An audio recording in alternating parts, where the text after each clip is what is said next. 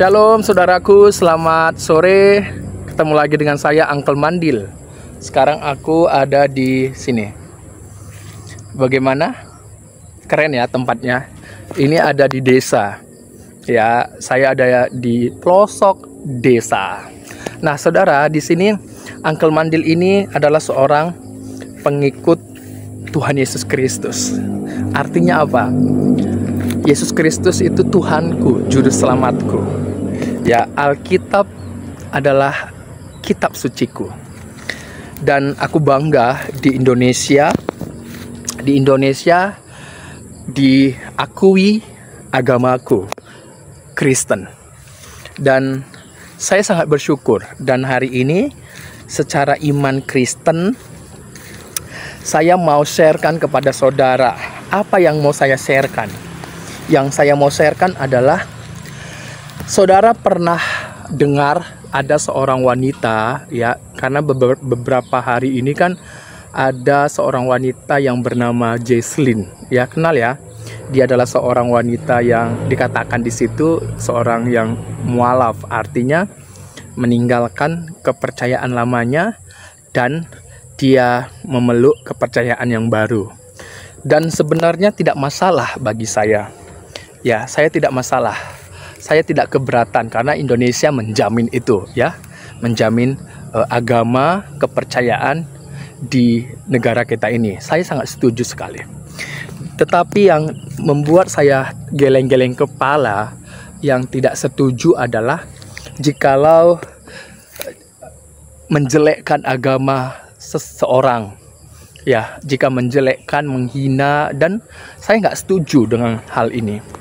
Dan ketika saya melihat seorang mualaf ini bernama Jesslyn ini, dia udahlah, seharusnya dia itu fokus kepada kepercayaannya yang baru. Seharusnya kan begitu ya. Dan dia seharusnya menggali kitabnya yang baru. Supaya apa? Supaya dia memahami dan menjadi orang yang bermanfaat, baik gitu.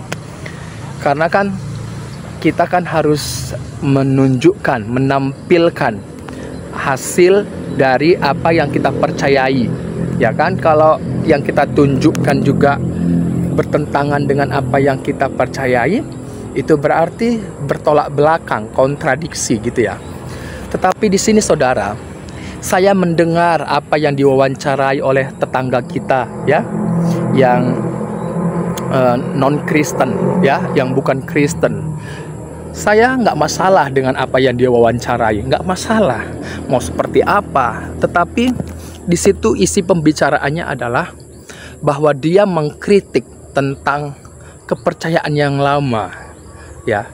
Dan saya nggak setuju kalau dia mengkritik kepercayaan yang lama, menganggap bahwa kepercayaan yang lama ini adalah palsu gitu. Apa itu yang dia kritik? Mengenai perjamuan kudus. Perjamuan kudus tidak hanya dengan anggur, ya, tetapi bisa juga dengan sirup, ya. Tetapi yang perlu dipahami itu adalah sebagai simbol atau lambang. Lambang di mana orang-orang Kristen yang ada di seluruh dunia itu dipersatukan dengan momen, dengan peristiwa itu, di mana Kristus yang oleh darahnya mencurahkan bagi saya dan saudara. Dan ini yang nggak bisa dipahami oleh seorang yang bernama mualaf ini tadi, yang bernama Jesslyn tadi. Yang kedua, kalau dia berkata bahwa di gereja Tuhan itu memberhalakan perjamuan itu dengan mengangkat tinggi, saudara, dia tidak memahami apa yang dia katakan ini, ya. Bukan orang Kristen, tidak ada yang mendewakan, memberhalakan perjamuan, itu nggak ada. Kenapa itu diangkat tinggi? Karena seperti yang dikatakan juga, di mana ular tembaga yang diperintahkan oleh Tuhan Allah kepada Musa pada waktu itu di padang gurun, ya, ular tembaga disuruh dibuat bukan untuk menjadikan berhala, tetapi di sini ketika disuruh membuat ular tembaga dan ditaruh di atas tiang, dan setiap orang yang memandangnya waktu di padang gurun, dia akan hidup walaupun dia dipagut oleh ular. Kenapa itu dilakukan oleh Musa? Karena pada waktu itu konteksnya adalah bahwa orang-orang Israel itu berkeluh kesah, menyalahkan Tuhan, menyalahkan Musa. Karena apa? Karena setiap hari mereka makan roti mana. Dan ini yang membuat Tuhan murka. Artinya murka bahwa bukan Tuhan yang membuat kejahatan. Tidak. Bukan Tuhan, tetapi apa yang dilakukan oleh orang-orang Israel itu dosa mereka lah yang membuat mereka sengsara. Tetapi Tuhan mengasihi umatnya.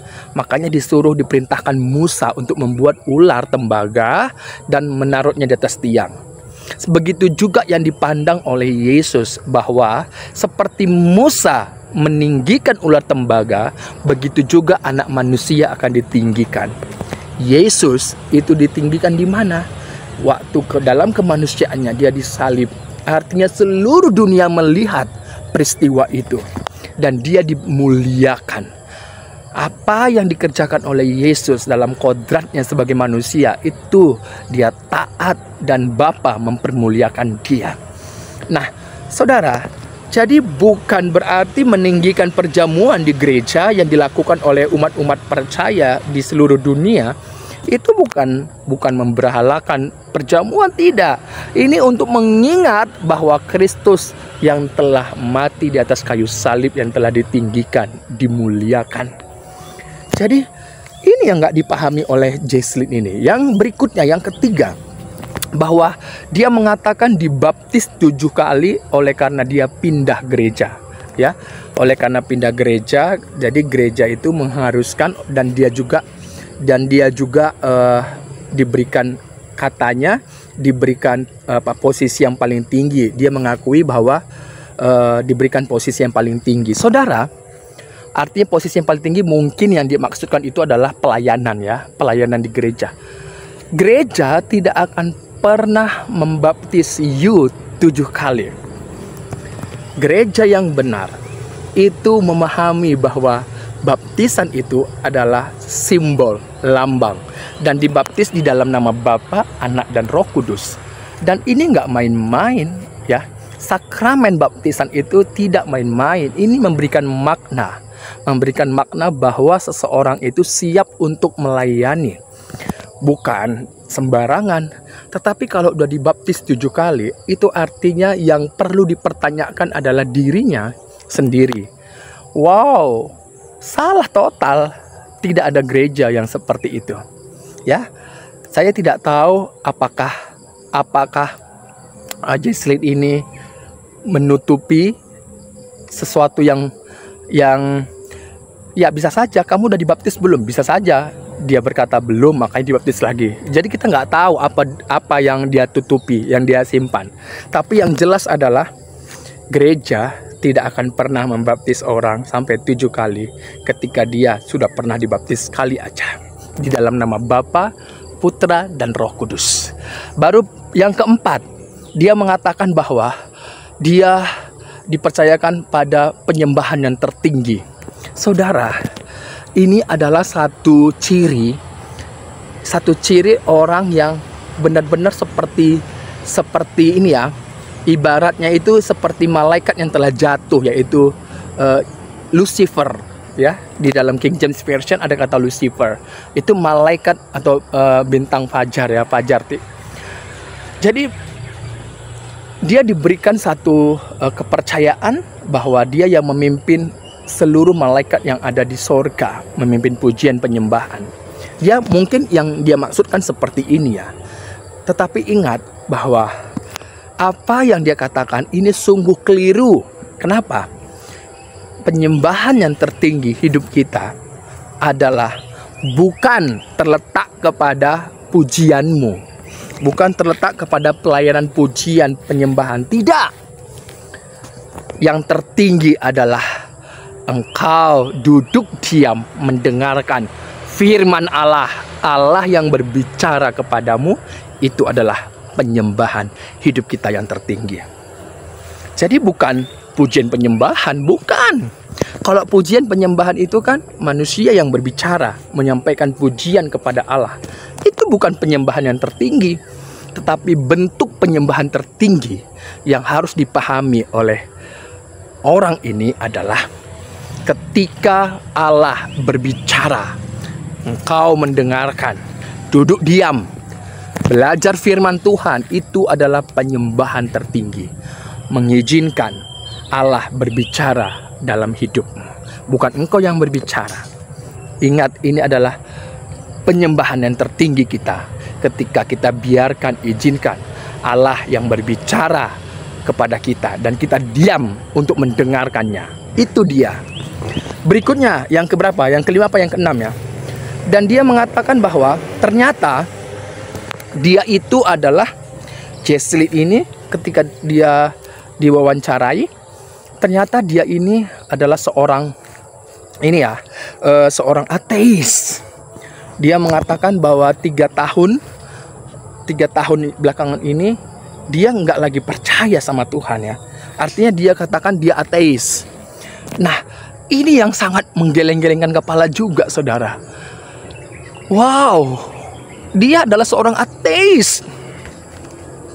Saudara, bagaimana seorang ateis yang diberikan tempat pelayanan di gereja ini nggak masuk akal, ya kan?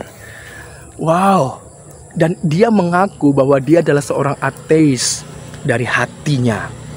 Saudaraku, hati-hati dengan orang-orang yang seperti ini, ya, hati-hati. Dan orang Kristen yang imannya berakar, bertumbuh di dalam Kristus Yesus, tidak akan pernah terguncang imannya. Amin. Nggak akan pernah. Cobalah saudara lihat, ya.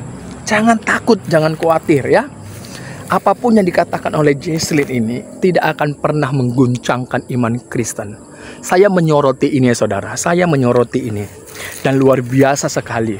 Saya mau katakan kepada seorang perempuan ini yang bernama Jesslyn ini, dalam wawancara dia, bertobatlah engkau.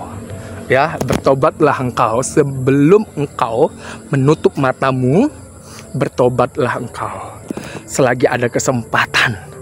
Karena ketika engkau mati, meninggal, baru engkau bertobat, tidak ada gunanya. Nggak ada pertobatan bagi orang yang sudah meninggal. Nggak ada. Keselamatan tidak bisa engkau raih, tidak bisa engkau dapatkan dengan harta dunia ini, hanya oleh di dalam Tuhan Yesus Kristus. Cuman itu aja. Engkau dibenarkan oleh Allah, diselamatkan, hidup yang kekal hanya di dalam Tuhan Yesus Kristus. Ini yang dipegang oleh iman Kristen di dalam Alkitab. Baik itu mulai dari perjanjian lama maupun perjanjian baru yang dipegang oleh para rasul. Tuhan Yesus lah satu-satunya yang dikatakan di dalam Injilnya, suratan dari Kejadian sampai Wahyu, bahwa Allah menyediakan keselamatan melalui kehadirannya menjadi manusia di dalam Tuhan Yesus Kristus. Yesus yang oleh kodrat ilahinya, dan dia juga punya kodrat kemanusiaannya, dan dalam kemanusiaannya dia taat sampai mati di atas kayu salib. Dia taat kepada Bapaknya untuk menyelamatkan hidup saya dan saudara. Puji Tuhan. Sekali lagi saya katakan, yang apapun yang diperdengarkan, apapun yang dikatakan oleh perempuan ini, yang mualaf ini, yang bernama Jesslyn, bertobatlah engkau. Dan orang yang di dalam Yesus Kristus tidak akan pernah goncang. Ya, saudara perhatikan, dengarkan baik-baik, dan biarkanlah mereka yang tidak percaya dan tidak menerima Tuhan Yesus Kristus, biarkan saja. Biarkan saja, ya. Tetapi kita yang di dalam Tuhan Yesus Kristus tidak tergoncang. Kebenaran adalah kebenaran, Alkitab adalah firman Allah, Yesus Kristus adalah Tuhan dan Juru Selamatku. Saya sebagai pengikut Tuhan Yesus Kristus, penganut Kristen yang ada di Indonesia, yang disahkan oleh bangsa saya Indonesia. Saya bangga sebagai seorang Kristen, penganut Kristen, sebagai seorang pengikut Tuhan Yesus Kristus. Sekali Tuhan Yesus Kristus, tetap Tuhan Yesus Kristus. Tidak ada yang lain. Tuhan berkati, Tuhan berkati.